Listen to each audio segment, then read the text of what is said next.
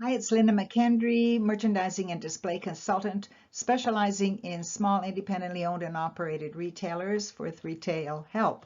And we are looking at the ABCs of effective displays. The first part was the list of the ABCs with a few examples.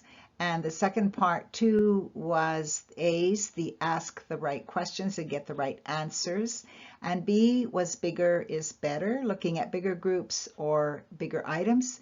And now we're looking at the C's, which is basically how to cash in on creative communication. So here are the C's. Control your creative construction. Amuse, don't confuse. Your displays convince the customers to come in and take a closer look. Cash in on your displays communication, and we have some interesting examples to show you, mostly from my own clients. The most important C word is the word control. You have 100% control over what people see, just like I have 100% control over what you see when I'm showing you the things in this little video. So we want to look at what we're going to be controlling. Firstly, we want to amuse, don't confuse. If we aren't in control of what we are showing, then we are confusing the customers rather than amusing them. Less is more. A lot of times we want to put too much stuff in the space, thinking that the more items that we show, the more sales we're going to have, and that isn't always true. Think of a classified ad in a newspaper and how hard that is to read through compared to a display ad that's very easy to look at. Keep it simple, and you'll see how we do that. A lot of times you just put the simplest things out in the right place, repeat that process throughout a larger display, and it's very, very effective.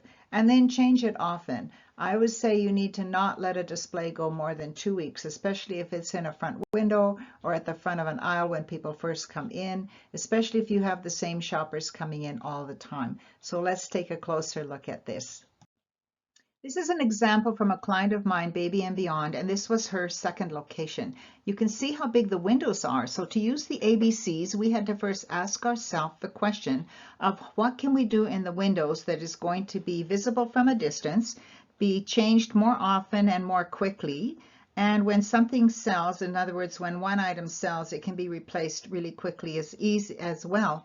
We also wanted it to be fun and colorful. So we asked ourselves what we could do for that, and then we asked ourselves what colors should we use in the window to create the impact that we want to showcase all of the different varieties of color in the store. So we chose to use slat wall at the back, and the slat wall offers hang bars from which I hung the valances on the top, and then we used the hang bar on the bottom from which to hang the skirts, and then a place for the shelves to be put on there. And then we distributed them evenly in the window, and this is going to be something that's very effective, can see from a distance, and it's a quick change.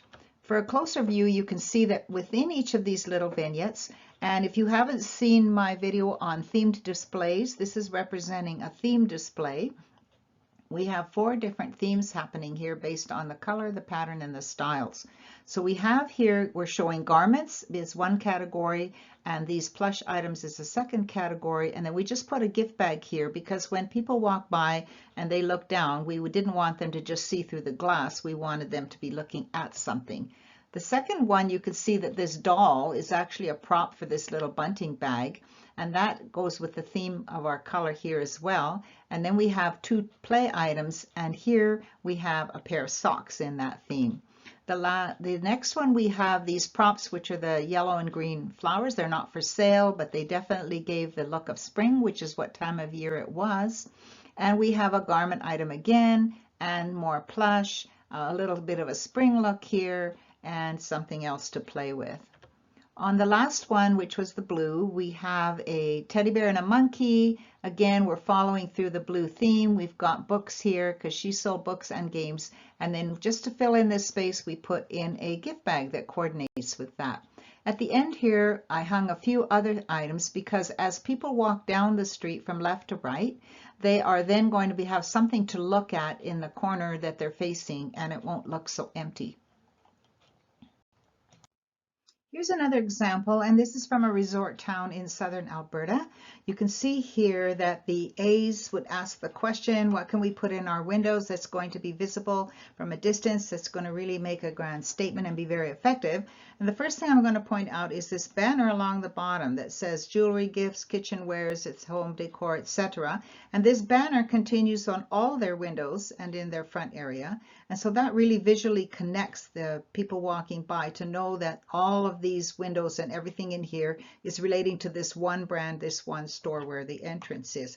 The other thing in B's, remember we talked about bigger is better, and light, bright, and white shows up more in the window. Well, here's a big fixture, and you can see again what I just was showing you before at Baby and Beyond, that each one of these little cubbies can be changed up without it confusing what's in the one next to it. And so that's a quick change as well and visible from a distance. The other thing to consider is something like this, where you have a banner in the window, especially if it's been sent to you by the supplier. And the banner is showing the close-up of the texture, color patterns and everything. And then in front of that banner, you have a little venue, a little feature display showing the actual products that relate to this brand name or relate to this color scheme.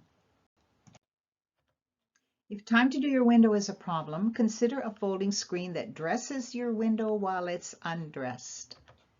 It gives people something amusing to look at, and you could maybe be saying, we're changing our look, we're changing our season, we're changing our style. Whatever it is you're changing can be added on to what the screen says, and we're here for you, we're changing for you, we're doing everything for you.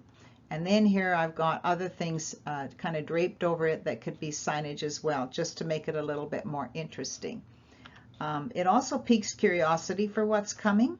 It hides your props and tools from traffic. So if you're using a lot of props and tools to change up your window, but you don't want all that stuff in the window, then using a folding screen is a great idea while you're doing that. And use the other side of the screen for your whole store annual cleanup sale, when you really don't want anything in the window at that time because everything is being discounted for your seasonal changes.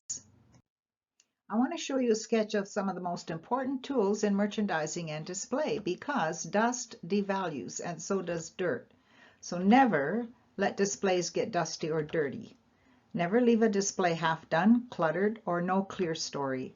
Never leave a fixture empty overnight if visible from the traffic. Leave a feature display unchanged for more than 3 weeks. I often say 2 to 3 weeks you should change your displays, and it's amazing. People often assume that things on your window sold. They don't necessarily assume that you've just gotten tired of it, and your customers might be tired of it. You don't want them taking you for granted. Remember, you have complete control.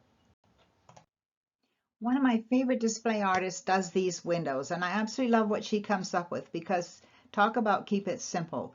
Falling leaves. You can tell at a glance when you look in this window what season it is and what's being shown, and it's exciting and it's fun, and it really does catch a lot of attention. It's done by a gal named Corey, and I always stop to take pictures of her windows because they're just so amazing and simple, and you will see lots of examples of them as we continue making these videos. Cash in on your windows today. Cash in on your displays. Use the ABCs to see how to do these things, because it really gets simple when you narrow it all down to that. And remember that you have 100% control in terms of what people see when they go by and what they see when they come in your store. So this is the end of ABCs for effective displays, and we have gone through part 1. We looked at the list of ABCs. Part 2, we asked the right questions to get the right answers. Part 3, bigger is better, whether it's bigger groups, bigger products. And part 4, control creative communication, or as I like to say, cash in on creative communication. And retail repair help is here in the form of todaysdisplays.com or more of these videos. So comment, like, share, subscribe, select the bell, go to todaysdisplays.com for more resources, and I'll talk to you soon.